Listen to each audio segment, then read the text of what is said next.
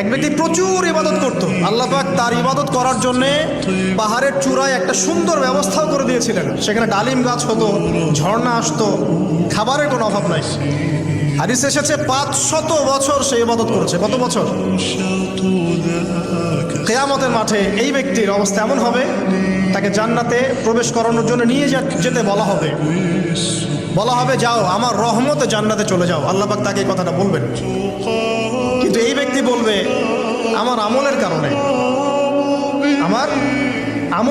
আল্লাহ পাক বলবেন আমার রহমতে জান্নাতে চলে যাও। ব্যক্তি বলবে আমার আমলের কারণে।